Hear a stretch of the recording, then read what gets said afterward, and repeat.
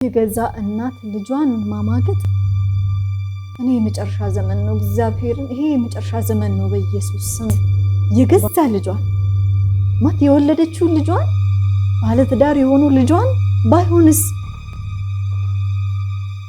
ወይ አምላኬ ሆይ ጌታ ኢየሱስ ሰው ምን እየሆነ ነው? በጌታ በኢየሱስ ስም እኔ እንደዚህ አይነት ማለት እንደዚህ አይነት ምን ልበላት? ከተጋባን 1 ዓመት ከ4 ወራችን ነው። በቤታችን ያለው አየር ደመና ለበሰው። ሙሽሮች ናቸው። መጀመሪያ የተቀየረው እሱ ነበር። እንጥያቄ ያለው ሁልጊዜም እንዲህ አይደለም የሚጀምረው። ስልኩን ፊቱን ታች ማድረግ መገልበጥ ማለት ነው። ከማሳወቂያ መልእክቶች ጋር ድንገተኛ ፈገግታ ማሳየት፣ ሜሴጆች ምናምን ሲገቡ ማለት ነው። ሳይኖቹን በደንብ እናውቅ። ሜሴጆች ሲገቡለት ወደ ሌላ ክፍል ለመመለስ መሄድ፣ ከዚያም ተመልሶ ሲመጣ አንዳንዴ ፈገግ ብሎ አንዳንዴ ደግሞ ተኮፍሶ ይመለሳል። ምንድነው የሚሰማት? በኢየሱስ ስም አዲስ ሙሽራ እቃ እንኳን ተገዝቶ እኮ አያልቅም። ዩ ጋይስ ማለት እቃ እንኳን አታሟሉ።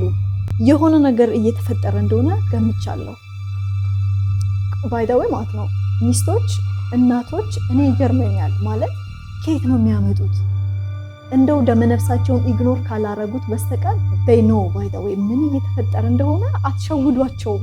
አንድ ሌሊት እሱ ከአጠገቤ ጦሽ ያለ እንቅልፍ ተኝቶ ነበር። ከራሴ ጋር ብዙ ታገልኩ ላለማንሳት ስልኩን፣ ግን እንደምንም ወስኜ ስልኩን አነሳው። አዎ የኔ ቆንጆ እየጠረጠሩ ከመኖር ካልደፈረሰ አይጠራም።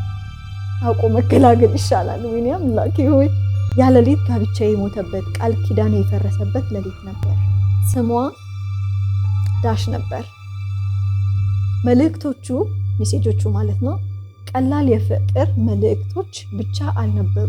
እጅግ የተቀራረቡ፣ ርህራሄ የተሞሉ፣ ተሳሰባሉ አጸያፊ ቃላቶችና ፎቶዎች እንዲሁም እወድሃለሁ ይባባላሉ።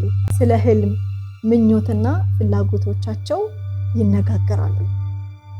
ጭራሽ ህልምም አላቸው። እሱም ራቆት ፎቶዎች ይልክላታል። እኔ እንኳን እንዳሉ የማላቃቸው ፎቶዎች። ነገር ግን ዳሽ ሴትዮዋ ማለት ነው ሴትዮዋ ብለን እንያዛት። ዳሽ ሴትዮዋ እጅግ የማትገኝ ነበረች። ስልክ ቁጥሯን አትሰጥም። ኦኬ ፎቶ መላክ አትፈልግም። እንገናኝ ብሎ ሲጠይቃት ሁልጊዜ ምክንያት ነበራት። ጽሁፎቿ፣ መልእክቶቿ በአንድ መንገድ ትጽፍ ነበር። ያንዳንዱ መልእክቶች መሃል ኢሞጂ ትጠቀማለች። የሳቅ ኢሞጂ። ሆዴ ወደ ታች ሲወርድ ተሰማኝ። እጄ ተንቀጠቀጠ። ግራ ገባኝ። ምክንያቱም ይህን ነገር ቀድሜ አስተውየው ነበር። ኦኬ ብራቮ። አማቼ ሁልጊዜ መልእክቶቿን እንዲህ ታበቃ ነበር። ኢሜሎቿንም እንዲሁ።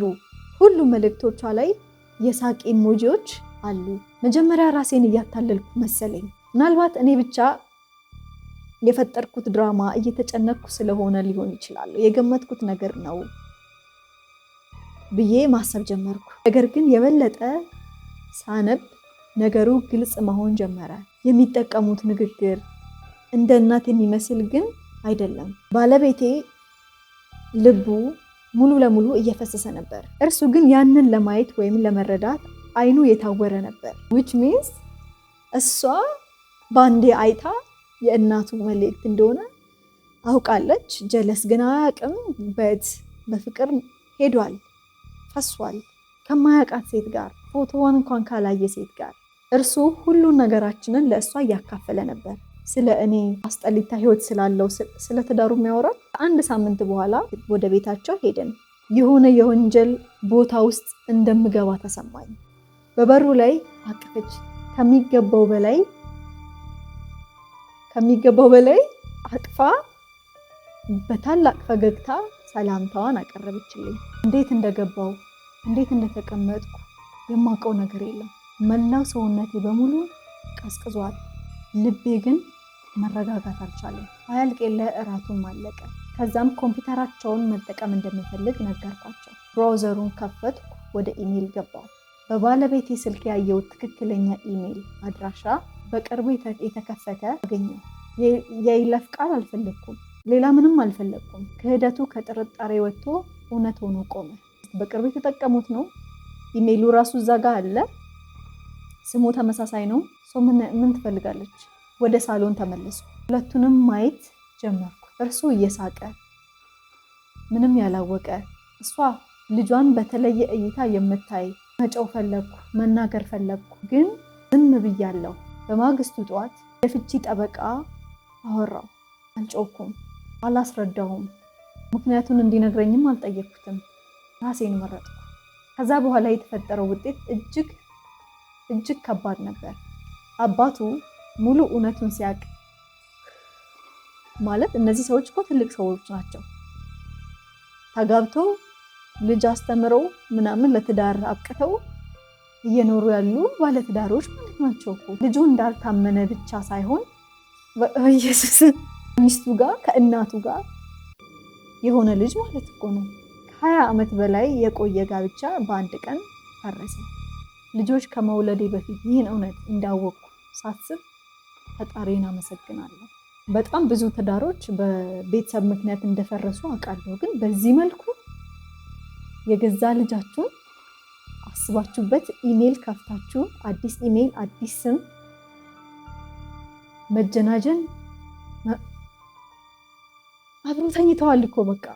ምን እንደተሰማችሁ ኮሜንት ላይ አስቀምጡልኝ። እግዚአብሔርን ፈጣሪ ሆይ አንተ ምህረት አውርድልን።